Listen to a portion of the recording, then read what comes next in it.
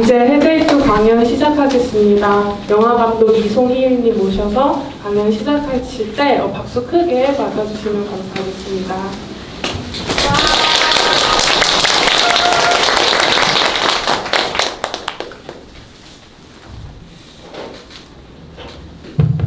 네, 저는 영화 만드는 이송희라고 하고요. 독립영화만 거의 이제 한 5년, 보이기에는 29살처럼 탱탱해 보이잖아요.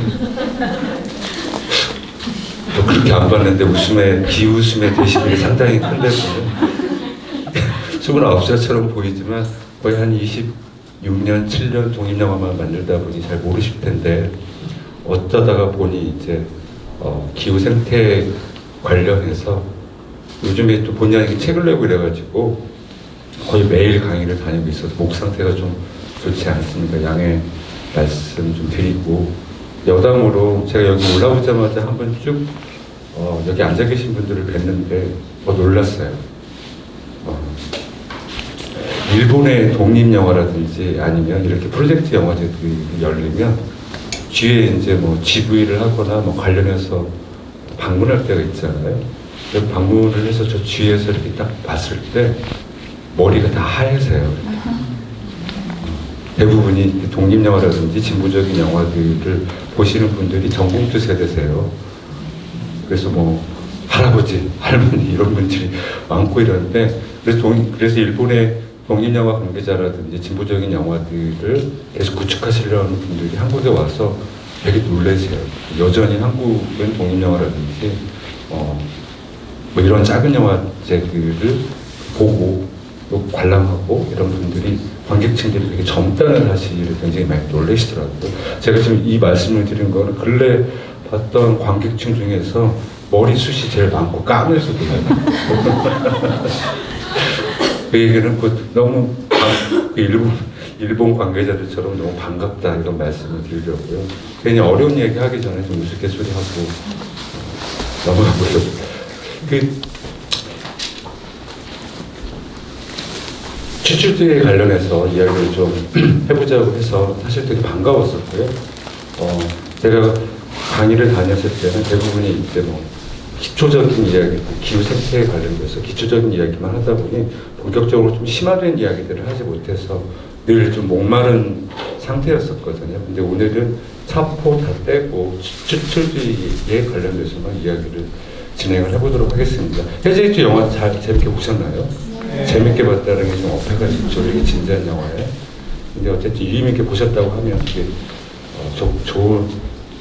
좋습니다. 제가 오늘 많지는 않아요. 저한테 주어져 있는 시간이 1시간이고 질의응답까지 포함을 하면 아주 빨리빨리 넘어가야 될 것 같아요. 준비한 PPT는 한 60몇 장이 될 텐데 각각의 사진들을 빨리빨리 하고 넘어가야 되겠죠. 오늘은 제발 다 하고 넘어갔으면 좋겠습니다. 추출제에 관련돼서 본격적으로 이야기하기 전에 좀 주의를 환기하기 위해서 요 근래 추출제와 관련되어 있는 3가지 풍경을 먼저 소개를 해드릴 거예요. 지금 2024년 8월이라고 제가 써놨네요. 8월에 한국 언론에, 저는 네이버보다 다운 포털에 많이 들어가는 편이거든요. 그냥 한눈에 일단 기사거리들을 좀 볼 수 있어서. 근데 어느 날 8월 어느 날 딱 들어갔는데 이 사진이 떠 있더라고요. 그래서 한국에도 이 소식을 기사화를 한단 말이야 하고 반가운 마음에 들여다 보게 됐죠. 전 세계적으로 다들 놀랐어요. 영국 가디언을 비롯해서 한국의 언론까지 이 몇 장면 때문에 다들 기사화를 하게 되는데, 보통 우리가 비접촉 선주민이라고 합니다. 이분들은 문명과 접촉을 하지 않겠다라고 자유의지로 판단을 해서 아예 문명인들하고 접촉을 안 하죠. 따라서 그 지역에 있는 정부들도 가급적이면 그분들을 존중하는 차원에서 접촉을 가급적 삼가하게 됩니다. 코로나 때도 코로나 이제 예방 차원에서도 접촉을 몇 번 시도를 했었으나 완강하게 거절을 할 정도로 얼굴을 보기가 힘든 거예요. 존재 자체를. 그런데 8월 어느 날 페루에 있는 한 강가에 떼로 나와서 계속 시끄럽게 막 뭐라고 하고 창을 들기도 위협을 하기도 하고 뭐라고 계속 이야기를 하는 거가 사진을 계속 찍혀서 이게 언론에 노출이 됐던 거죠. 근데 왜 그랬을까요? 이들은 왜 이렇게 하루 종일 나와서 모습을 전체로 보여주지 않았던 사람들이 왜 이렇게 갑자기 강가에 나와서 떠들었을까요? 목재 때문에 그랬어요. 벌목 기사들이 선주민들이 살고 있는 터전이죠. 터전 자체를 불법적으로 계속 나무들을 베어내니까 자기들이 살고 있는 곳이잖아요. 나무를 베어내니까 당연히 분노하고 울분하고 하소연할 곳이 없어서 강가에 나와서 계속 시끄럽게 떠들었던 거예요. 이게 이제 첫 번째 사례고요. 두 번째가 또 8월입니다. 또 8월인데 여기는 인도네시아예요. 여기도 비접촉 선주민들이 많이 살고 있죠. 인도네시아도 여러 섬으로 이루어져 있지만 열대우림이 굉장히 많은 곳이거든요. 그래서 그 안에 다양한 부족들이 살고 있습니다. 근데 이 비접촉 선주민들이 화살을 가지고 무엇을 쏘냐면 동영상도 사실은 있어요. 포크레인 기사들이 이쪽으로 건너가려고 하니까 포크레인 기사들을 향해서 지금 활을 쏘고 막 욕을 하는 장면이에요. 그래서 좀처럼 볼 수 없었던 분이 또 노출됐던 거예요. 근데 왜 이분들은 또 이렇게 나와서 저항을 하게 됐던 걸까요? 바로 니켈 때문에 그렇습니다. 이따가 니켈에 대해서 말씀을 드릴 텐데 니켈은 다 들어보셨죠? 고개를 3분 정도 끄덕이시는구나. 이따 좀 말씀을 드리겠습니다. 여러 중요한 금속 자원 중에 요즘에 각광을 받고 있는 게 바로 니켈이에요. 근데 니켈을 가장 많이 지금 생산하고 있는 곳이 바로 인도네시아고요. 인도네시 술라웨시 섬부터 시작을 해서 여러 열대우림을 지금 벌채하고 저렇게 파괴를 하고 있는 상태인데 이 선주민, 비접촉 선주민들이 살고 있는 지역을 이렇게 지금 채굴을 하기 시작하니까 이 사람들이 나와서 분노를 하고 있는 건데요. 충격적인 장면은 바로 그 부족이 배고픔 때문에 광부들한테 찾아와서 먹을 것을 구걸을 하는 장면이 찍힌 거예요. 근데 이게 사진 기자들이 찍을 수가 없는 상황이니까 이 광부들 중에 누군가 이거를 동영상 짧은 짤투리 영상이었는데요. 그 영상으로 찍고 사진 몇 장만 남겨놨었어요. 근데 저도 이 사진을 보면서 되게 마음이 아팠죠. 왜냐하면 그들은 어쨌든 그들의 땅에서 그들의 공유지 안에서 계속 조상대대로 살아왔었잖아요. 근데 니켈을 채굴하기 위해서 추출하기 위해서 열대우림을 베어내고 터전을 저렇게 파괴를 하니까 당연히 먹을 것뿐만 아니라 여러 가지가 위기에 빠질 수밖에 없으니 오죽하면 광부들한테 와서 먹을 것을 구걸을 했겠어요. 이 사실 자체가 되게 마음이 좀 안 좋더라고요. 그래서 이게 두 번째 풍경이고요. 세 번째는 지금 굉장히 시끄러워요. 여전히 시끄럽고 적어도 수십 년 동안 시끄러운 브라질에 저기 보시면 야누맘이라고 하는 부족이 있습니다. 야누마미 부족은 한 2만 명 정도 돼요. 그래서 그런데 열대우림 곳곳에 퍼진 채 계속 살아가고 계시는데 이 사진은 여러 가지를 의미를 담고 있습니다. 1992년은 인류 최초로 브라질 리우에서 192개국이 모여서 오늘날 우리가 기후 걱정하고 환경 생태 걱정을 하는 시발점을 마련했던 곳이 바로 브라질 리우 정상회담이거든요. 그게 브라질에서 1992년에 열렸는데 바로 1992년에 몇 명의 미국인 2명이 이 야누마미 부족에 관련된 비극을 알리기 위해서, 왜냐하면 브라질에 지금 막 전 세계적으로 다 그 핫스팟이잖아요. 처음으로 뭐 지구 정상회담이 열린 192개국 다 모여서, 따라서 그 상황에서 주의를 환기시키기 위해서 자기네들이 배를 띄워서 횡단을 하겠다. 그런데 뭐 이렇게 읽어보시면 500년 동안 미국이 식민지 500년 동안 대량 학살을 해왔고 야노마미 부족의 비극을 상기시키는 깃발을 건 채 항해를 했던 겁니다. 그럼 야노마미 이 부족은 왜 이렇게 고통을 당했을까요? 이들이 바로 야노마미 부족이에요. 조상대대로 계속 자기들의 문화, 자기들의 삶의 방식들을 유지한 채 살아가고 있죠. 근데 야노마미 부족은 현재 100% 수은에 중독돼 있어요. 100%. 인구의 100%. 정도만 다릅니다. 그래서 심각한 경우는 태어났을 때 팔다리가 없거나 이제 기형아를 낳거나 여러 가지 문제들이 발생을 하죠. 심지어 이들은 묻어서 죽어서 묻잖아요. 수은의 중독 때문에 잘 썩지 않거든요. 지금 썩지도 않을 정도로 굉장히 고통을 당하고 있는데요. 그러면 왜 야노마미 부족은 거의 지금 1992년부터 이렇게 주의를 확대시켰는데 거의 지금 30년 가까이 되잖아요. 왜 이렇게 수은에 100% 중독됐고 이들에게는 무슨 일이 일어날까요? 바로 금광 때문에 그렇습니다. 금을 채굴하기 위해서 야노마미 부족이 살고 있는 곳에 금을 채굴하고 있는 거예요. 수십 년 동안.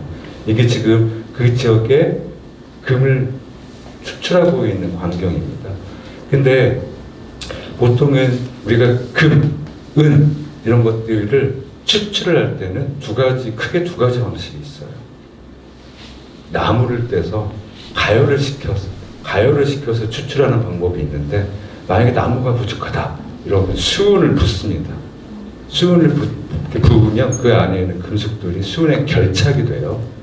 그런데 문제는 수은을 그렇게 많이 부을 경우는 거기서 노동을 하는 사람들 그리고 그 지역에 있는 자연과 그 지역에 살고 있는 선주민들의 육신까지도 오염이 될 수밖에 없거든요. 그래서 따라서 거의 30년 넘게 이 금광을 추출하다 보니 야노마미 부족 같은 경우는 현재 단 한 명도 예외 없이 수은에 중독되어 있는 상황인데요. 수은 잠깐 이야기를 하면 잠깐 수은에 대해서 이야기를 하면 우리는 수은에 대한 폐해를 잘 몰라요. 산업화 이전 본격적으로 자본주의가 페달을 밟으면서 우리가 금속을 채취를 하고 금속을 채취하기 위해서 수은을 사용하기 전까지는 대부분의 수은들이 자연 중에도 존재합니다. 그런데 감사하게도 식물들이 걔네들을 흡수를 해줘요. 흡수를 해줍니다. 그리고 심지어 수은은 공기 중에도 노출이 되거든요. 수은의 성분이. 근데 산업혁명 이후로 수은에 사용하는 빈도와 강도가 점점 강해져서 이제는 그 지역에 있는 나무들이 다 흡수를 하지 못하고요. 주로 어디로 대기를 타고 흘러서 어디로 가냐? 북극으로 가요. 그럼 지난 자본주의가 본격적으로 시작된 건 산업혁명이지만 이렇게 추출을 시작했던 것은 한 500년 전부터거든요. 북반구가 남반구를 식민지화하면서 그때부터 수은을 많이 사용해서 몇 배 이상의 수은이 대기 중에 흩어지면서 다 어디로 갔냐? 북극으로 갔고 북극의 식물들은 걔네들을 흡수했고 당연히 그분들도 식물들도 나이가 들면 죽으셔야 되잖아요. 그럼 식물들이 죽어서 어떻게 돼요? 차곡 계속 토양에 격리가 되어 있던 거예요. 근데 문제는 요즘에 이제 티핑 포인트, 기후 생태이기 때문에 티핑 포인트 중에 하나 가장 중요하게 우리가 거론하고 있는 게 영구 종토잖아요. 영구 종토란 1년 동안 녹지 않는 땅을 의미합니다. 북극에 있어요. 캐나다에 있어요. 러시아에 있어요. 그래서 거의 우리 지구 면적의 상당 부분이 바로 영구 종토거든요.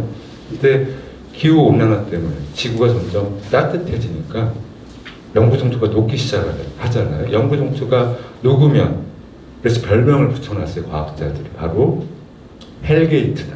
지옥문이다. 왜냐하면 영구 종토가 녹으면 그 안에 격리되어 있던 메탄이 일단 뛰쳐나오거든요.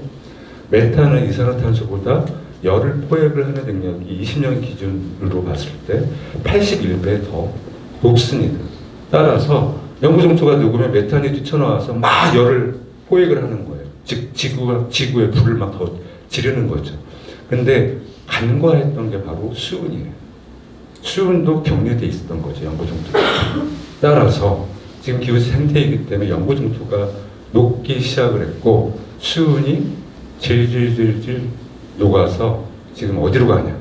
북극 주변에 있는 선주민들의 강을 오염시키고 있습니다. 점차적으로. 그래서 지금 캐나다 위쪽에 있는 선주민들 같은 경우는 어떤 부족 같은 경우에는 거의 절반 이상이 수은에 중독되어서 그 수은에 막 중독되면 정신 이상이 발생을 하거든요. 그래서 캐나다 선주민들 같은 경우는 20대 이 청소년층의 자살률이 제일 높아요. 전 세계에서. 이거는 수은의 영향 때문에 그렇습니다. 그게 지금 서서히 시작됐다라는, 여담으로 수은 얘기 나와서 잠깐 말씀드렸고요. 그러면 도대체 우리가 지금 수은 얘기를 했으니 수은을 본격적으로 수은을 가지고 뭔가 금속을 추출했던 가장 어떤 시원적인 어떤 풍경으로 한번 가봅시다. 대체 언제적부터 우리는 라틴 아메리카에 가서 저렇게 금을 캐고 은을 캐고 철광석을 캐고 리튬을 캐고 이랬을까요? 16세기 초반에 여기는 볼리비아 포토시입니다. 스페인 놈들이 이제 금을 찾아야지 막 미친 듯이 헤매기 시작했어요. 근데 볼리비아 산간 지역에 저렇게, 이거는 가상이죠. 왜냐하면 지금 다 파괴됐기 때문에 하얀 산이 있었습니다. 저 산은 뭐지? 그래서 포토시라는 이름으로 불리기 시작을 했고요. 이 포토시에서 미친 듯이 은을 추출하기 시작했습니다. 맨 처음에는 은을 추출하기 위해서 주변에 있는 모든 산림을 다 파괴했어요. 나무를 베어다가 순을 추출하기 위해서 가마솥을 집혀야 되잖아요. 그래서 나중에는 나무가 다 동이 나서 나무 자체가 없게 됩니다. 포토시는 유럽, 런던이나 프랑스 파리를 제외하고 인구수가 가장 많을 정도로 급성장한 도시예요. 이 은 때문에. 심지어 포토시에서 추출한 은은 그 당시 전 세계에서 통용되고 있던 은의 4분의 1이었습니다. 그 은이 어디로 갔을까요? 당연히 맨 처음 스페인, 유럽, 그리고 나중에는 라틴 아메리카, 심지어 중국까지 갑니다. 왜 갔을까요? 그거는 통화로 사용했기 때문에 그래요. 화폐로. 그래서 자본주의가 맨 처음에 시작이 되기 전에 중상주의가 막 판을 칠 때 자본주의의 시원을 마련했던 바로 그 은통화가 바로 이 포토시에서 일부분 4분의 1 정도가 나왔다는 거죠. 이 대량의 은이 있으니까 많은 사람들, 많은 자본가들이 다 모여서 포토시에서 난리를 쳤겠죠. 심지어 이 사람들이 당시 기준으로 몇십만 명이 있으니, 그 당시 인구로 치면 지금도 몇십만 명이면 작은 도시는 아니잖아요. 근데 그 당시 인구수로 봤을 때는 굉장히 큰 도시였어요. 이들을 먹여 살리기 위해서 오늘날 우리가 라틴 아메리카 가면 캄바스 지역이라고 평원지대가 있어요. 그 캄바스 지역은 뭐래요? 목초지가 펼쳐져 있고 지금도 소를 막 키웁니다. 그 출발점이 바로 포토시 때문에 소를 키웠던 거예요. 이 포토시의 인구를 먹여 살리기 위해서. 근데 어쨌든 나무가 다 동인하고 나서 수은을 때려붓기 시작을 합니다. 맨 처음에는 그나마 살아남았던 원주민들, 선주민들. 자꾸 얘기를 넓히면, 이래서 제가 자신이 항상 없는데. 아니에요. 빨리 넘어갈게요. 얘기를 하다 보면 한도 끝도 없으니까. 여기에서 얼마만큼 많은 사람이 죽었는지 모릅니다. 맨 처음에는 라틴 아메리카의 선주민들을 다 노예로 삼아서 여기 광산을 묻혀. 그리고 이 중에 거의 5분의 1을 제외하고는 아무도 살아서 나오지 못했습니다. 심지어 이들은 지금도 뼈가 하얗게 반짝인다고 해요. 수은에 너무너무 중독이 되어서. 그리고 나중에 노예 인구가 없다 보니 나중에는 서아프리카에서 데려온 흑인 노예들을 광산에 집어넣게 됐죠. 도대체 얼마나 많이 죽었는지에 대해서 아직도 정확한 통계가 없습니다. 작게는 수십만, 많게는 수백만 아니겠느냐라고 추측만 하고 있는 상태인데요. 본격적으로 우리가 라틴 아메리카에서 이렇게 처음 자원을 추출하게 됐던 어떤 시원의 풍경을 주는 게 바로 포토시고요. 당연히 여기에서 이 많은 사람들, 이 노예 노동력을 착출하고 수탈을 해서 뽑아냈던 은은 바로 자본주의가 시작이 됐던 발단이 되게 된 거죠.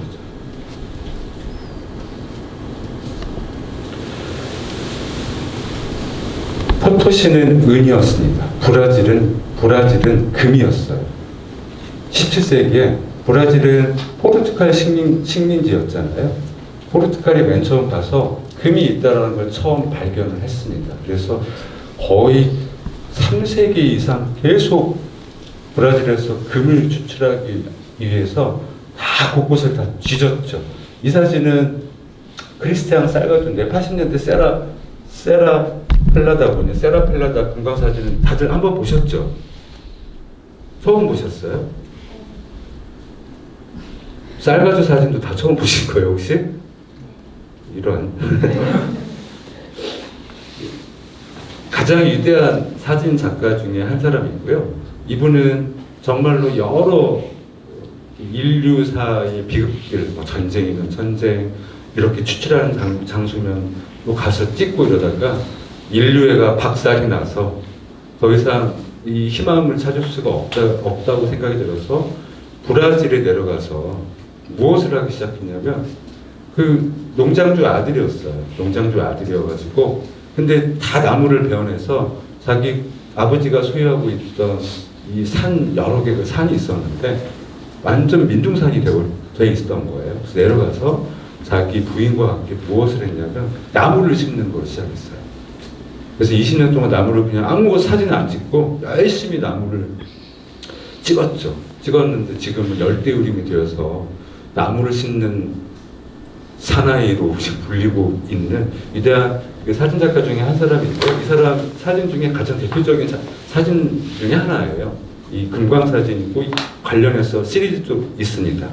여기서 뭐 금을 캐다 싸우거나 이 노동자들이 얼마만큼 고통 속에서 추출을 하고 있는지 그래서 이 사진 하나만 봐도 브라질에서 금광 때문에 저 많은 노동력들이 사용되었구나 이거를 확인을 할 수가 있습니다.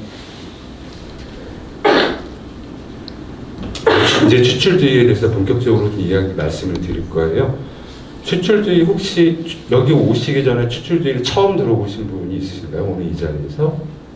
추출이라는 말은 다 아시지만 저렇게 추출주의 사실은 학계에서도 이제서야 막 시작이 되고 있는 개념이에요. 본격적으로 90년대부터는 본격적으로 학술 영역에서 이야기가 되고 있고요. 정확히는 80년대 선주민들 남미의 선주민들이 도대체 금이면 금, 은이면 은, 목재면 목재, 무슨 금속이면 금속 너무 많이 뽑아가는 거야. 따라서 이 추출주의 때문에 너무너무 고통을 당해서 선주민들이 붙인 게 바로 추출주의예요. 그래서 라틴 아메리카의 학자들이 그 선주민들의 분노와 울분이 담겨져 있는 이 표현에 학문적인 영역으로 끌고 들어와서 추출주의로 개념화해서 그거를 지금 현재 북반구와 남반구 사이에 불평등 교환에 관련돼서 적용을 하기 시작했는데 지금 기후 행성 위기를 경유하면서 그리고 신자유주의와 녹색자본주의가 막 활기를 치기 시작하면서 추출주의라는 개념이 지금 현재 학술 영역에서는 활발하게 펼쳐지고 있고요. 한국에서는 저도 이제 번역서를 많이 찾아보긴 하지만 많이 아직 여전히 소개가 좀 덜 되어 있는 상태더라고요. 그래서 이 추출주의를 이해를 하시면 북반구와 남반구 오늘날 녹색 좀 이따 소개를 좀 간단히 해드릴 거예요. 녹색 자본주의가 왜 추출에 목을 매다는지 그리고 도대체 무엇이 추출이 되고 있고 왜 저렇게 추출을 하고 있는 거고 추출을 하게 됐을 때는 도대체 무슨 일이 발생하는지를 지금부터 간단하게 사진들로 소개를 해드릴 겁니다. 여기는 라틴 아메리카예요.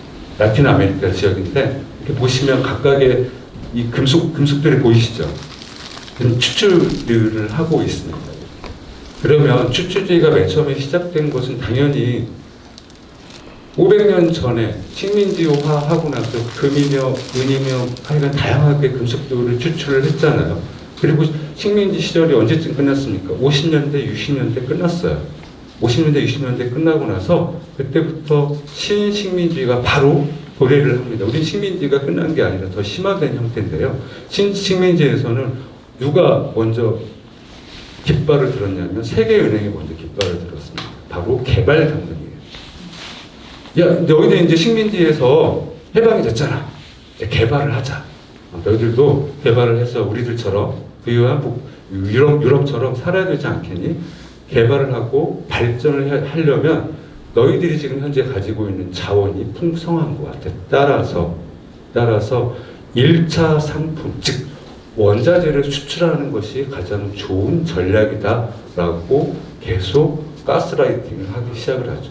그리고 당연히 막 식민지에서 독립했을 때는 사회주의 국가도 형성이 됐었지만 굉장히 권위주의적인 국가들도 많이 형성이 됐잖아요. 근데 사회주의가 됐든 권위주의 국가든 다 상관없이 당장 먹고 살기 위해서는 1차 상품의 수출에 의지할 수밖에 없었기 때문에 이렇게 지금 모든 지역이 쥐파먹듯이 금속들을 추출을 하게 됐습니다. 그리고 80년대부터는 무엇이 도래를 하니까 바로 신자유주의잖아요. 세계화가 되면서 신자유주의 안에서는 공공지, 아니 우리 공공의 공간인 공유지, 농촌의 지역이, 자연 이런 것들 모든 것들을 형해화한 채 다 상품화, 금융화하기 시작을 했죠. 신자유주의에서는. 그리고 좀 이따 말씀드릴 녹색자본주의와 관련이 있는데요. 어쨌든 다음은 여기는 아프리카 대륙이에요. 금방 전에는 라틴 아메리카를 보여드렸다고 하면 이 아프리카 지도를 한번 보세요. 어떤 나라는 금, 어떤 나라는 오일, 어떤 나라는 뭐 커피, 밀, 구리, 석유 딱 나눠져 있는 게 보이시죠? 그러면 이들은 신자유주의 일에 무엇을 해야 되냐면 주력 수출 상품에 종속이 되는 거예요. 그러면 각자 자기네들이 먹고 살아야 될 곡식, 생필품들 이런 것들을 생산하거나 이런 것들을 작물을 키우는 것이 아니라 커피면 커피 아니면 추출 이런 것에 직접적으로 의존하다 보니 그 물가의 동향에 따라서 예를 들어서 커피만 죽어라 커피나무 심어가지고 하는 데는 당연히 우리는 한국 사람들은 커피 없으면 죽는다면서요. 유럽 사람들도 그리고 미국 사람들도 마찬가지잖아요. 근데 커피 가격이 떨어질 경우 이들은 어떻게 됩니까? 당연히 식량이익이 바로 와요. 먹고 살 걸 키우는 게 아니라 커피만 줄창 심어놨기 때문에. 제가 말씀드렸던 50년대 이후에는 발전 담론 때문에, 두 번째는 신자유주의, 이 연이어서 이렇게 각자 원자재를 북반구로 미국과 유럽과 부유한 한국을 비롯한 동아시아로 수출하게끔 경제 자체가 이렇게 구조화되어 있기 때문에 계속 팔 수밖에 없는 거거든요. 간략하게 제가 그러면 몇 가지 풍경을 말씀드릴 거예요. 도대체 뭘 추출을 막 해간다는 거예요. 북반구에서 남반구를 맨 처음에 식민지를 할 때 가장 먼저 식민지화한 섬이 하나 있습니다. 그 섬이 바로 지금 현재 포르투갈 섬이라고 우기고 있는 마데이라예요. 원래는 아프리카에 속해 있었습니다. 마데이라를 포르투갈이 먼저 들어옵니다. 야! 여기가 좀 풍성한 것 같아. 맨 처음 뭘 했을까요? 이 포르투갈 친구들이 도착을 해서 마데이라 섬에 불을 지릅니다. 왜냐하면 자기네 풍토랑 맞지 않아. 포도도 심고 뭣도 심고 싶잖아요. 그래서 여기 있던 열대우림을 모두 다 불을 태웁니다. 그래서 관련한 논문들을 뒤적여보면 포르투갈 사람들도 숨이 막혀가지고 너무 불을 막 몇 날 며칠 계속 타니까, 그래서 뭐 바닷가에 이렇게 물속에 이렇게 연기 때문에 했다는 기록들이 남아있더라고요. 그 정도로 마데이라를 이렇게 다 파괴를 한 다음에 그 다음에 무엇을 했을까요? 서아프리카에서 노예들을 잡아옵니다. 그리고 여기에다 바로 설탕 플랜테이션, 사탕수수 플랜테이션을 처음으로 만든 거예요. 그래서 지금 식민지가 앞으로 펼쳐질 모든 웬만한 풍경을 맨 처음에 구축했던 게 바로 마데이라 섬이거든요. 여기에서 이 사탕수수 플랜테이션을 구축을 하게 됩니다. 서아프리카에서 노예를 잡아다가, 그리고 여기 유럽에 가깝기 때문에 유럽 환경이나 그나마 가까웠었거든요. 기후 환경과 식생대 환경이 비슷해서 맨 처음에 실험실이 됐던 거예요. 여기서 한번 해보자. 그리고 성공이 됐어요. 포르투갈은 여기에서 설탕을 많이 추출을 하게 됐습니다. 제가 왜 설탕을 얘기를 했냐면 19세기에 영국에서 발명이 된 게 하나 있습니다. 티타임이라는 게 있어요. 그렇죠? 우린 지금도 티타임 하잖아. 아, 우리 뭐 티타임 좀 가져볼까? 근데 이 말만큼, 이 단어만큼 이 슬픔에 열대의 슬픔이 담겨 있는 말이에요. 그럼 자 봅시다. 티타임을 하려면 테이블에 가장 먼저 무엇을 놓습니까? 여러분 차 마시려면 그렇죠. 찻잔이 있죠. 찻잔은 어디에서 왔을까요? 그렇죠. 중국에서 도자기를 그리고 관련한 금속을 추출하기 시작합니다. 당연히 그렇죠. 자, 그리고 티타임이 되려면 찻잔이 있어요. 그 다음에 뭐가 필요해요? 차가 필요하죠. 차가 필요하잖아요. 그래서 영국은 맨 처음에는 중국 남부를 차 플랜테이션으로 만들었습니다. 스리랑카에다가 차 플랜테이션을 막 구축을 합니다. 그리고 마약 전쟁이 벌어지고 나서는 인도 쪽에다 가서 차 플랜테이션을 대단위로 구축을 하게 됩니다. 심지어 터키에도 차 플랜테이션을 구축을 했어요. 지금 오늘날 기후 생태이기 때문에 강우량이 증가를 해서 산사태가 기하급수적으로 매년 증가를 합니다. 그런데 산사태의 4분의 1이 어디에서 일어날까요? 차밭이에요. 어디에서 일어날까요? 지역으로 따지면 인도, 중국, 스리랑카, 터키, 영국이 19세기, 18세기 말부터 해서 차 플랜테이션을 만들었다. 다 어디다가 만들어놨냐면 열대우림을 배워놨고 이게 좀 서늘한 기후가 필요하거든요. 그래서 산간 쪽에다 다 만들어 놓은 거예요. 당연히 기후이기 때문에 가물량이 증가를 하고 있는데 얘네들은 자본주의적인 집약 농법으로 지금 현재 키우고 있어요. 비료를 많이 때려 부수면 뿌리가 얕습니다. 차의 뿌리가 얕아요. 그래서 얘네들이 그냥 우르륵 하고 무너져 버리는 거예요. 그래서 올해도 어땠었습니까? 인도에 비가 많이 내리니까 몇백 명이 차밭에서 수장이 아니라 그냥 뭐라고 해야 돼? 매몰돼서 다 안타깝게 사망을 했는데 또 뒤져보면 다 이주 노동자들이에요. 그 매몰돼서 심지어 이름을 찾을 수가 없기 때문에 그리고 시간이 지나서 시신들이 부패를 하니까 신원들을 어떻게 할 수가 없잖아요. 그래서 신원 없이 그 어딘가에서 온 인도의 야시바시 선주민 이름이 있어요. 거기부터 해서 여러 나라에서 말레이시아라든지 이런 데서 여러 나라 온 이주 노동자들이 이름 없이 막 묻혀진 무덤들을 보고 마음이 되게 안타깝더라고요. 자, 차를 추출했습니다. 그 다음에 뭐가 또 들어가야 돼요? 그렇죠. 마지막 3박자에는 설탕이 들어가야 되죠. 그렇죠? 설탕이 들어가야 되죠. 이거는 15세기 말부터 본격적으로 시작된 노예무역을 한눈에 보여주는 그래프예요. 주로 서아프리카에서 다 잡아들입니다. 그래서 그 기간 동안 대략 1,500만 명 정도의 흑인 노예들을 붙잡아서 어디로 이동시켜요? 카리브해. 쿠바나 자메이카가 포함된 카리브해. 그리고 남미의 흑인 노예들을 이동시켰잖아요. 그리고 대량으로 이 지역에 무엇을 구축을 해요? 사탕수수, 플랜테이션.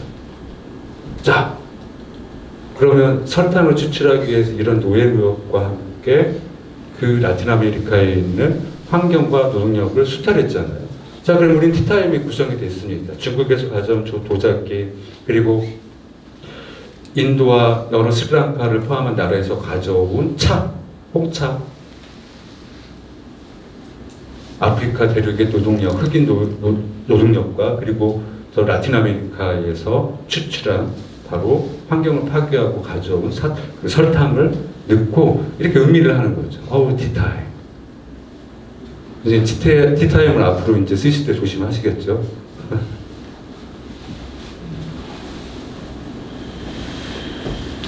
당시 영국은 19세기, 20세기 초반까지만 해도 홍차를 즐겨 먹었어요. 근데 그 부유한 사람들뿐만 아니라 노동자들도 홍차를 많이 먹었습니다. 근데 그 홍차에 설탕을 때려 넣어서 먹었어요. 굉장히 달아요. 그럼 노동자들이 그때 19세기 농장은 혹독했죠. 18시간 일을 시킬 때도 많으니까. 그럼 막 일을 합니다. 그리고 티타임이 있어요. 그리고 홍차 달리던 밤양양 말고 달리던 홍차를 막 때려 붓는 거예요. 왜 그랬을까요? 밥 먹을 시간. 부족한 열량을 그걸로 채운 거예요. 노동을 가혹하게 하다 보니. 이 모든 맥락들이 다 이어지지 않습니까? 우리 한국은 그 부족한 열량과 계속 일을 가혹하게 하기 위해서 뭘 때려 넣었어요? 믹스커피를 배수 때려 넣었잖아요. 달리던 믹스커피. 밤양갱이 아니라. 이 영국은 제가 계속 뭔가 얘기를 하려고 했더니 20분 남았어요. 자, 추출은 주로 크게 세 가지로 나누는데 좀 빨리 속도를 할게요. 화석연료, 광물, 그리고 농산물. 이게 세 가지 정도가 추출을 많이 하고 있는, 다 원자재잖아요. 생물 자원이기도 하고요. 여기는 현재 지금 라틴 아메리카에 무엇일까요? 활주로예요. 활주로입니다. 여기는 활주로를 지금 정부에서 발견을 해가지고 이 비행기 못 다니게 지금 파놓은 거예요. 여기는 폭발을 해버렸습니다. 왜 이렇게 활주로를 이렇게 많이 할까요? 지금 현재 아직도 파괴하지 못하는 불법적으로 형성되어 있는 활주로가 2,500개 이상이 현재 라틴 아메리카에 있어요. 왜 이렇게 비행기를 뛰기 위해서 활주로가 이렇게 불법적으로 구축이 됐을까? 당연히 추출하기 위해서인 거죠. 그 목재, 닥치는 데를 뽑아가기 위해서 저렇게 활주로들을 짓고 있는 거죠. 어딘가를 추출을 했으면 비행기를 띄워서 가져가야 되잖아요. 그래서 이렇게 활주로를 한쪽에서는 폭발을 하고 있고 한쪽에서는 계속 열대우림에서 이렇게 만들고 있습니다. 대표적으로 저렇게 활주로를 만들어서 화석연료, 에콰도르라든지 이런 여러 나라들에서 현재 지금 계속 석유를 퍼 올리고 있어요. 천연가스도 퍼 올리고 있고, 그러다 보면 당연히 선주민들이 이 오염 때문에 쉐보론이 됐던 이런 석유기업들이 지금 라틴 아메리카에서 계속 오염을 시키면서 석유를 뽑고 있거든요. 선주민들이 너무너무 고통스러워서 계속 지금 소송을 걸고 있는 상태예요. 그래서 화석연료는 정말 나쁜 놈들이죠. 왜냐하면 중동, 우리가 눈에 띄기에는 중동, 미국의 프래킹, 아니면 북극이나 러시아의 정유 공장 이런 정도만 생각을 하지만 여전히 라틴 아메리카에서 보이지 않으니까 저 열대우림 안에 들어가서 저렇게 추출을 하고 있죠. 땅과 바다와 강 이런 걸 다 오염시키고요. 두 번째는 농산물을 추출해 갑니다. 이거는 지금 아마존에다 일부러 불을 지르는 거예요. 이게 다 불을 지릅니다. 지금 현재 이게 뭐냐면 대두에 아마존 열대우림에서 콩을 추출하기 위해서 아마존 열대우림을 일부러 불을 지르거나 나무를 벌채를 해서 그 다음에 콩밭을 만드는 거죠.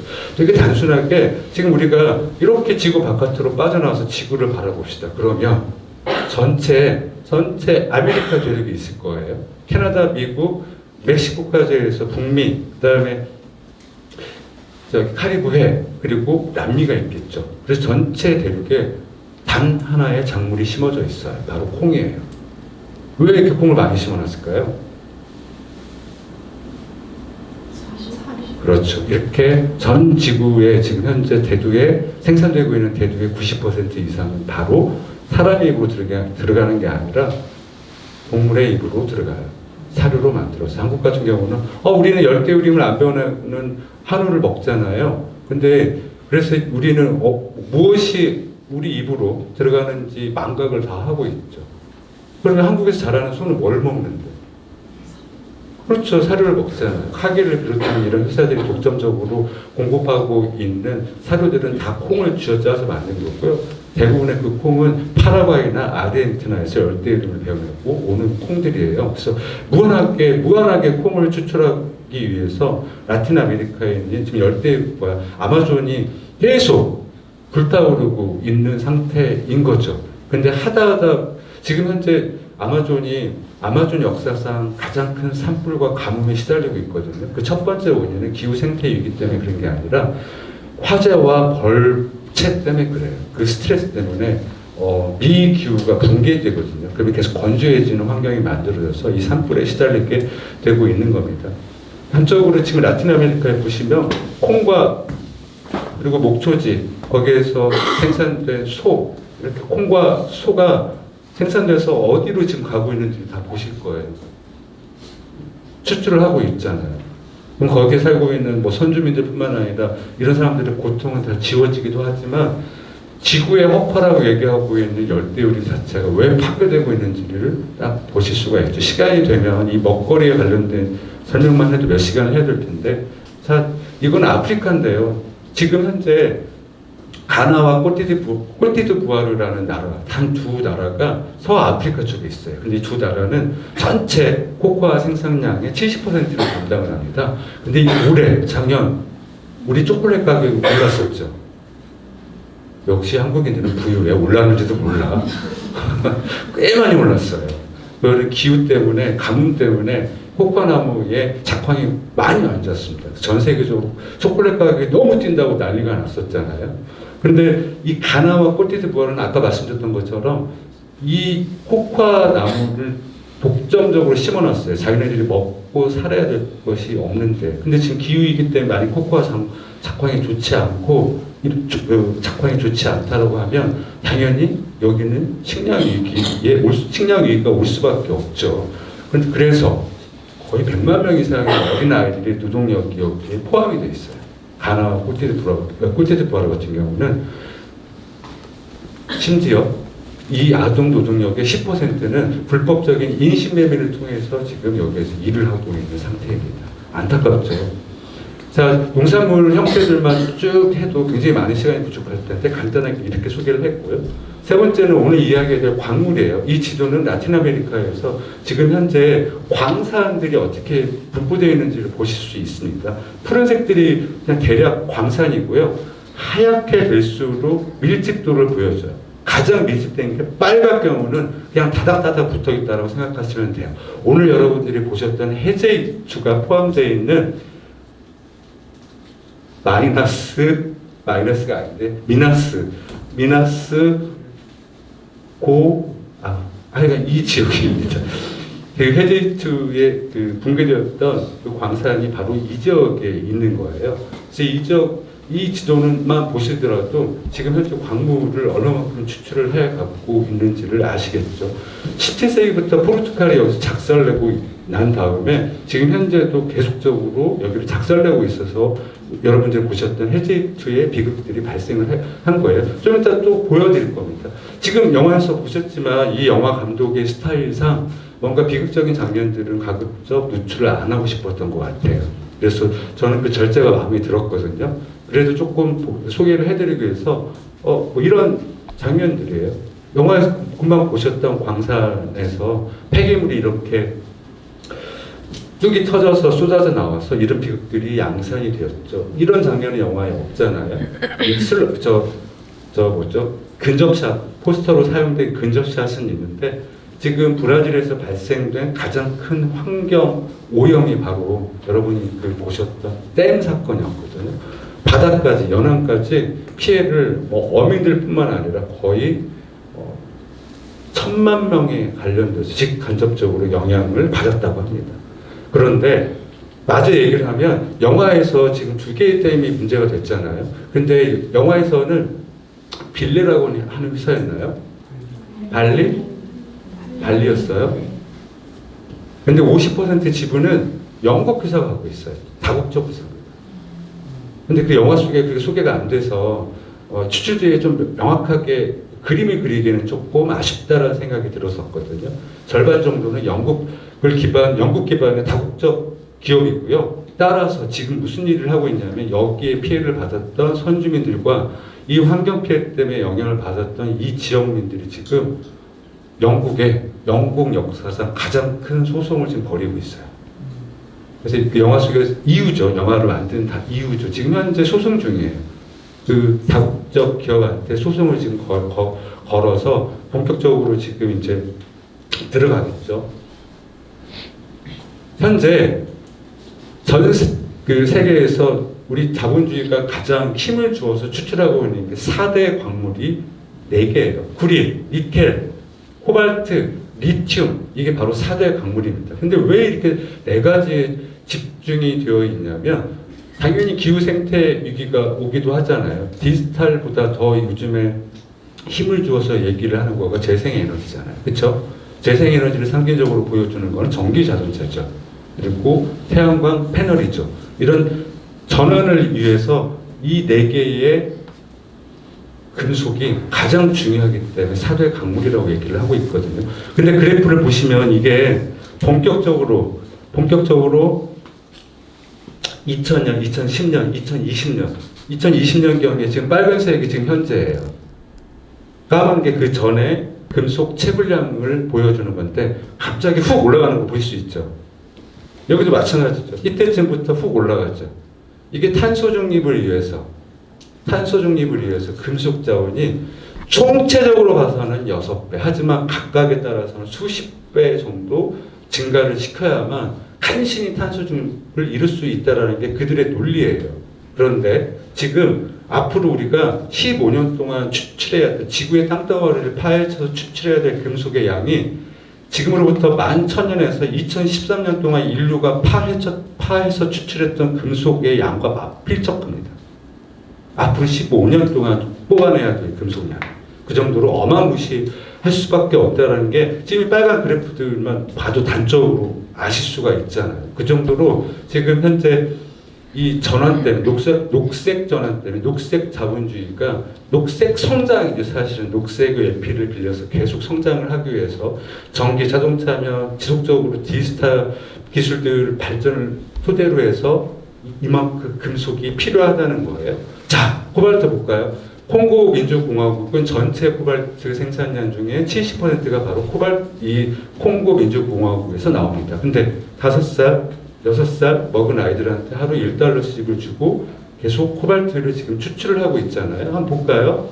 저는 이 사진을 보고 충격에 빠졌어요. 이게 바로 콩고의 영세 광부들이 그냥 손으로 파는 거예요. 곡괭이랑. 산업광산은 대기업들이 무슨 굴착기라든지 이런 걸로 파지만 여기는 가난한 광부들이 이렇게 파고 있습니다. 이 사진도 보면 끔찍하죠. 현재 지금 이런 거예요. 우리가 전기 자동차라든지, 그리고 현재 여러분 핸드폰 다 가지고 계시잖아요. 우리는 콩고의 땅 한 조각씩을 다 갖고 있어요. 코발트가 없으면 핸드폰 못 만듭니다. 전기 자동차 못 만들어요. 우주선 못 띄워요.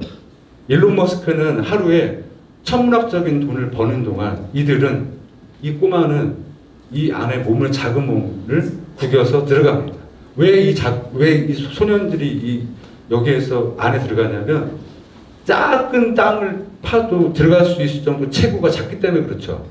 그래서 코발트 콩고에서는 코발트 소년 광부들의 한 15%가 바로 인신매매된 소년들이에요. 이게 우리는 버젓이 벌어지고 있지만 안 보려고 하고 눈을 감고 있죠. 자, 리튬이 문제예요. 리튬만 얘기를 해도 몇 시간을 얘기를 해야 될 텐데, 여기는 안데스 지역입니다. 라틴 아메리카 안데스 지역은 크게 볼리비아, 그리고 어디예요? 아르헨티나. 하나가 어디지? 제가 지금 자꾸 저거 빨리 끝내라고 하니까 지금 약간 파이트하고 싶어 왔는데, 어쨌든 안데스 지역에 리튬을 추출하는 곳이에요. 여기는 각각의 금속의 성분에 따라서 이런 색깔들이 좀 달리합니다. 쉽게 얘기를 하면 리튬은 크게 3가지를 추출하는데요. 이쪽 안데스 지역은 저 땅속에 있는 염수를 뽑습니다. 쉽게 말하면 수돗물이에요. 리튬이 포함된 수돗물인데요. 여기서 이렇게 말리는 거예요. 말립니다. 근데 리튬 1톤을 하나 생산을 하려면 30만이 사용될 물을 사용해야 돼요. 그리고 이렇게 오염된 각종의 화학 약품을 쓴 것들이 어떻게 돼요? 계속 흘러갑니다. 근데 문제는 그렇게 물을 뽑았으니까 밑에서부터 시작을 하고 또 이거를 재련하는 과정에서 물을 사용해야 되니까 이 안데스 지역들이 지금 바짝 말라가고 있는 거예요. 전체 세 나라가. 아주 환경이 심각한 거, 이 리튬이 일으키는 폐해만 얘기를 해도 몇 시간이 걸릴 것 같으니까 다 리튬 지금 추출 하고 있는 지역입니다. 당연히 물을 빼앗기고 오염이 되고 선주민들이 미쳐 날뛰겠죠. 칠레, 아르헨티나, 볼리비아, 심지어 볼리비아는 여러분들이 사랑하는 우유니 사막 있잖아요. 아름다운 우유니 사막에는 전체 매장량 중에 아마도 30% 정도가 그쪽에 매장돼 있지 않을까 싶어서 리튬 때문에 저쪽 다국적 심지어 한국 이명박 정부 이명박 저기 사절단 보내가지고 그 우유니 사막 어떻게 해보려고. 그래서 결국에 쿠데타가 발생하고 난리를 쳤잖아요. 칠레도 마찬가지고 아르헨티나도 마찬가지고 선주분들이 이렇게 들고 일어날 수밖에 없습니다. 심지어 아르헨티나 지역 같은 경우는 너무 포괄적으로 이 시위대들을 아주 잡아 족치고 있는 상황이어서 강간도 버젓이 일어나요. 계속 싸우고 계시죠. 심지어 리튬을 채굴하기 위해서 동유럽 못 사는 세르비아 나라예요. 세르비아는 한 3, 4년 전에 이미 이 민중들이 싸워서 쫓아냈었거든요. 리튬 못 캔다고. 이 오염을 시키는 리튬을 왜 너희들의 식민지가 돼야 되냐고 계속 싸웠었는데 다시 또 캔다고 그래서 지금 이게 벌써 한 3달 전이에요. 3달 전에 또 들고 일어나서 거의 수십만 명이 모여서 계속 시위를 벌이고 있는 거예요. 리튬을 추출하지 말라는 거예요. 너희들의 전기 자동차 잘 사는 서유럽과 미국을 위한 전기 자동차 때문에 우리를 지금 추출하지 말라는 거죠. 이건 니켈입니다. 아까 말씀하신 인도네시아에 저는 이 사진을 보고 충격에 빠졌어요. 선주민 여성들과 광부와 갑자기 마체테를 들고 싸우는 사진 있잖아요. 그래서 제가 썼던 책에도 잠깐 이 사진 장면을 묘사를 했는데요. 네, 알겠습니다. 니켈을 지금 추출을 하고 있는 인도네시아에서 계속 니켈 추출하고 있습니다. 심지어 니켈은 고압 침출법이라고 해서 에너지를 많이 써요. 니켈 자체를 뽑아서 재련을 하려면 그 에너지를 어디서 가져와요? 석탄 발전소를 좀 짓고 있어요. 니켈 광산 주변에 그거를 추출하기 위해서 역설적으로 에너지를 아끼기 위해서 심지어 코발트 기반의 건전지가 아니라 배터리 말고 훨씬 더 에너지를 절약시킬 수 있고 다른 사람들의 노동력을 착취하지 않고 환경을 덜 오염시키는 니켈 기반의 배터리가 지금 인기가 최고거든요. 그래서 테슬라를 비롯해서 니켈 기반의 배터리로 전환을 하겠다고 얘기를 하고 있는데 지금 이 지경인 거예요. 석탄 발전소를 지어서 그거를 재료를 하는데 에너지로 사용하고 있거든요. 니켈을 채굴하는 곳은 저쪽에 하와이가 되었든 러시아가 되었든 인도네시아가 되었든 이렇게 산화철 때문에 모든 게 다 빨갛게 오염이 됩니다. 바다든 강이든. 근데 이게 청정 에너지로 우리한테 녹색 자본주의라는 건 다른 게 아니고요. 지금 말씀드렸던 전환에 관련해서 지속적으로 금속을 요구할 수밖에 없는 상황에서 딱 하나만 요약을 하면 이렇습니다. 20세기는 석유를 추출했지만 21세기는 금속을 추출한다. 즉 21세기의 석유는 금속이다 라는 얘기를 학자들이 얘기할 정도로 이런 상태입니다. 시간이 더 있으면 녹색자본주의가 지금 탄소 배출권과 지금 현재 저쪽에서 회의를 하고 있는 16번째 생물다양성 국제협약이 얼마만큼 위선적인지. 왜냐하면 탄소 배출권을 지금 현재 추출하고 있거든요. 지금 자연을 보호하자, 야생보호지역, 국립공원, 그리고 생물다양성이라는 이름으로 이 탄소 배출권을 추출하기 위해서 자본들이 지금 모여서 난리치고 있는 양태를, 그리고 선주민들이 얼마만큼 내쫓고 있는지를 좀 소개를 해주려고 했는데 시간이 없는 관계상 관심이 있으시면 제가 이번에 쓴 책을 읽으시기 바랍니다. 마지막으로 당연히 얼마 전에 죽은 브루니 라츄르라고 하는 시민이물론에 입각한 철학자는 이런 얘기를 했어요. 마지막에 돌아가시기 전에 이런 이야기를 하셨죠. 예전에는 가장 많이 죽었던 사람들은 노동투사들이었다. 하지만 지금은 환경투사들이 가장 많이 죽어가고 있다. 근데 아니나 다를까 지금 현재 이틀에 한 명꼴로 환경운동가들, 선주민들이 금방 말씀드렸던 추출 지역에서 물을 지키기 위해서, 땅을 지키기 위해서, 우리의 숲을 지키기 위해서 계속 다국적 기업들하고 싸우다 보니 계속 살해가 되고 있는 거예요. 가장 많이 전체 살해율 중에 놓고 보면 가장 많이 85%가 바로 콜롬비아를 비롯한 라틴 아메리카에 밀집되어 있고요. 바로 이 인근에서는 필리핀이 많이 사례가 되고 있어요. 그리고 인도네시아도 마찬가지. 계속적으로 추출을 비약적으로 금속을 많이 캐야 되니까 당연히 산과 숲이 다 파괴될 수밖에 없잖아요. 자기네들의 공유지, 자기네들의 터전을 지키기 위해서 계속적으로 싸우다 보니 계속 살해가 되고 있는 거예요. 이들은 총칼을 들고 심지어 어떤 그 아마존 선주민들은 청소년들이 싸워보겠다고 무기가 없으니까 드론, 그다음 캠코더, 그다음에 뭐 페이스북 이걸로 가지고 싸우고 있더라고요. 이게 지금 되게 유명한 사람이에요. 계속 총 한 자루 가지고 의존해서 그 아마존을 지키고 있던 사람인데 살해됐어요. 마체테로. 계속 이들이 싸울 수밖에 없는 거예요. 이들은. 다 선주민들이 싸우고 있죠. 자, 마지막으로 시간이 없다 보니 선주민들이 이렇게 개별적으로 집단을 모아서 싸우기도 하지만 그러면 우리가 여기서 어떤 교훈을 얻어야 되냐? 당연히 물질과 에너지 처리량을 줄이면 돼요. 아까 말씀드렸던 리튬 있죠? 리튬을 예를 들어서 대중교통을 혁신을 하고 대중교통을 강화를 하면 전기 자동차 기반이 아니라 95%까지 리튬의 사용량을 줄일 수가 있어요. 지금 현재 심지어는 리튬에 전 세계에서 사용되고 있는 리튬에 재활용되는 리튬은 단 1%밖에 재활용을 안 하고 있어요. 그리고 무한정 이렇게 폭력을 사용하고 오염을 시키면서 뽑아쓰고 있거든요. 그러면 우리는 물질과 에너지 처리량을 줄이면서 공공성을 강화를 하면 당연히 행성의 부담을 덜 주면서 물질과 에너지 양을 줄일 수가 있거든요. 그런 방식으로 가는 것도 한 가지 방법이겠고, 두 번째는 우리는 잘 몰라요. 그러면 에콰도르나 파나마나 이런 데서는 하도 당하니까 이번에 파나마가 뭐였습니까? 구리, 말씀드렸던 구리 때문에 국민투표를 붙였어요. 이겼어요. 국민들이 이긴 거예요. 가장 큰 구리 광산에서 구리를 정말 소수의 자본들만 배불리 먹는 거에 우리는 반대한다. 정말 멋지잖아요. 왜냐하면 구리를 수출해야 배불리 먹을 수 있어, 이런 이 개발 담론을 이겨버린 거예요. 아니다. 이제는 환경도 보호하면서 우리 땅을 지키는 것이 더 중요하다. 그렇게 작년 말에 국민투표를 해서 이겼거든요. 심지어 에콰도르 같은 경우도 몇 지역에서 수출에 관련돼서 국민투표를 다 붙여서 또 이겼었습니다. 그래서 이런 라틴 아메리카를 비롯해서 남반구에서의 투쟁에 많이 관심을 가지시고 함께 연대를 할 수 있으면 연대를 하면 좋고, 북반구에서는 또 북반구 안에서의 싸움들이 있을 것 같아요. 우리의 삶을 돌봄, 공공성 강화 이런 쪽으로 축으로 바꿔서 무한하게 뭔가를 생산하고 대량 생산, 대량 소비를 하면 당연히 계속 뽑아 써야 되잖아요. 그걸 줄여나가는 방식으로 삶의 조타수를 더 풍요로운 방식이 있거든요. 바꿀 수밖에 없지 않겠나.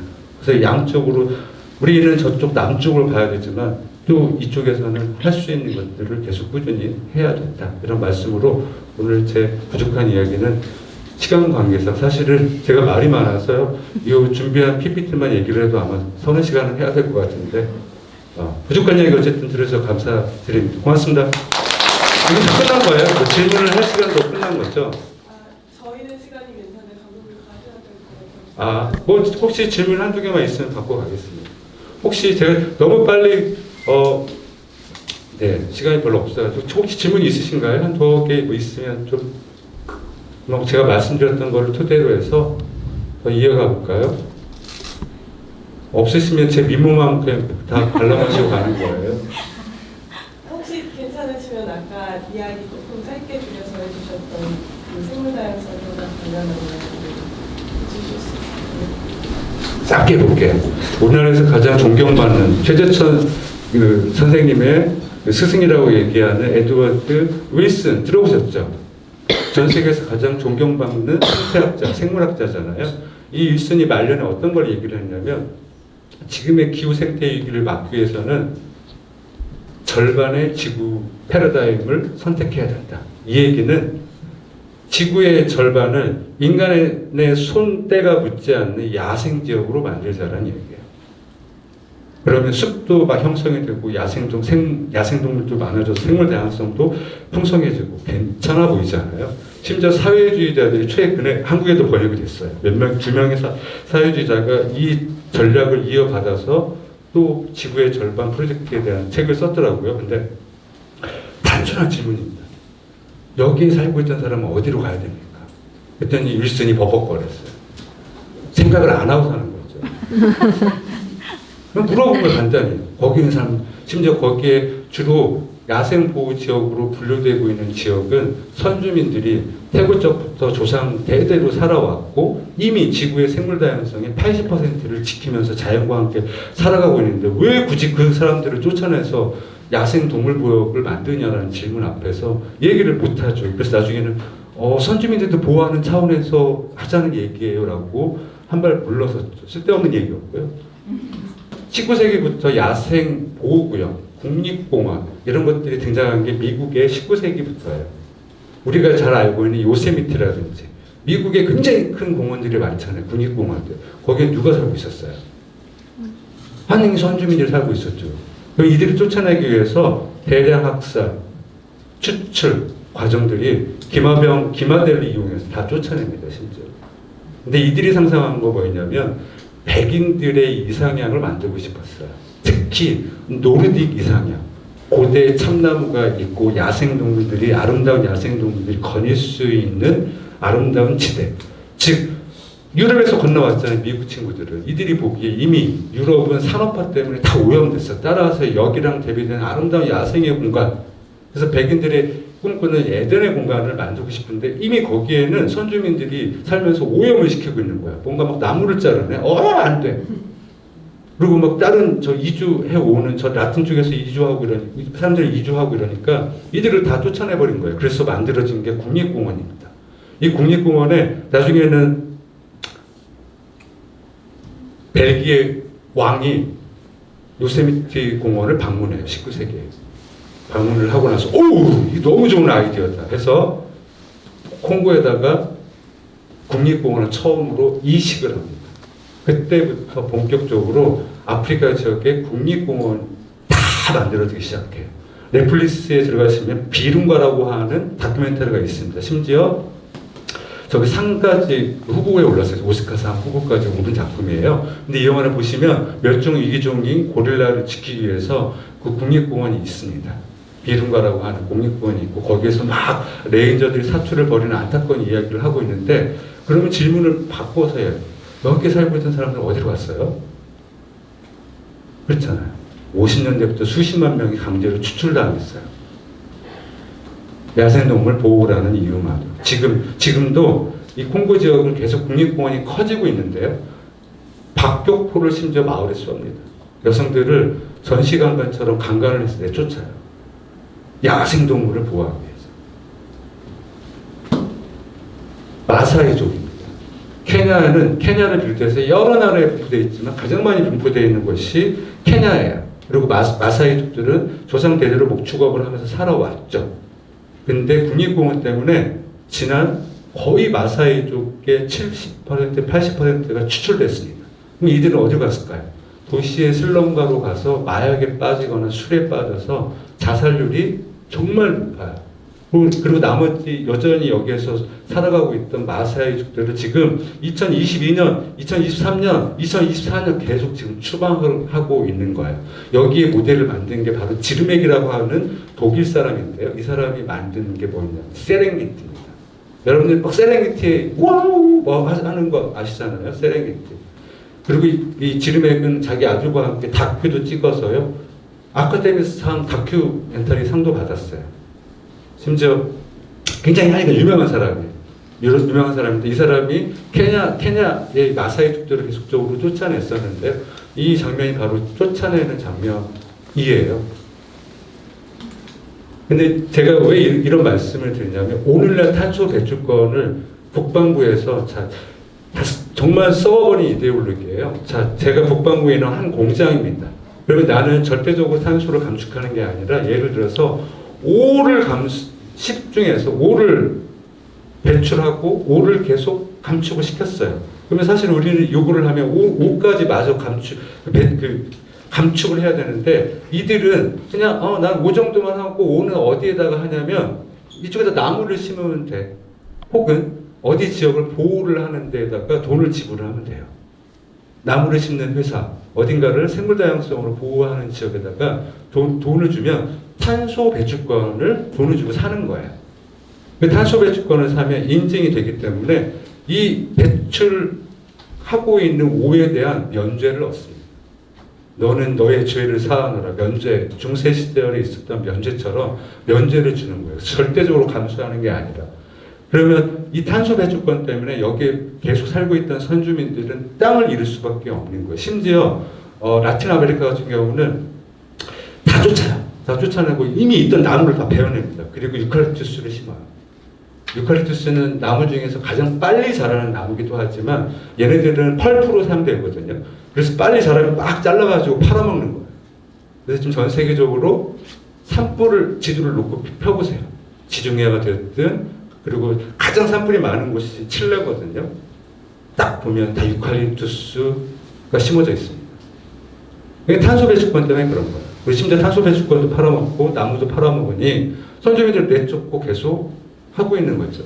그래서 지금 생물다양성 협약도 작년에 30-30 바다와 그리고 땅 여기를 30%를 보호를 하자라고 하면 듣기에는 좋잖아요. 그리고 이번에 이제 회의를 또 이어서 가고 있는데 이 사진이 그거예요. 그 생물다양성 협약 15번째가 캐나다에서 열렸거든요. 그래서 북반구에서 박수치고 난리 났어요. 드디어 땅과 바다의 30-30을 보호한다라고 하는 정말 좋은 우리는 생물다양성 이제 보호할 수 있어. 근데 거기에는 회의장에 들어가지 못하는 전 세계 선주민들이 있었어요. 당연히 여러분 생각해 보세요. 어디에다 생물다양성을 보호하겠어요? 그렇잖아요. 사람이 살고 있으면 생물다양성 보호가 아니라고 판단하는. 심지어 이들은 투표권도 없기 때문에 왜냐면 나라가 아니니까. 그래서 회의장에도 못 들어갔었습니다. 캐나다 여기 안에서 취르드부터 시작해서 시작대 가면 소리 막 시부렁시부렁 하고 있는 와중에 전 세계의 선주민들은 계속 들어가지를 못하고 결국에 불법은 아니죠. 막 침입해서 막 싸우고 난리 부르스를 쳤거든요.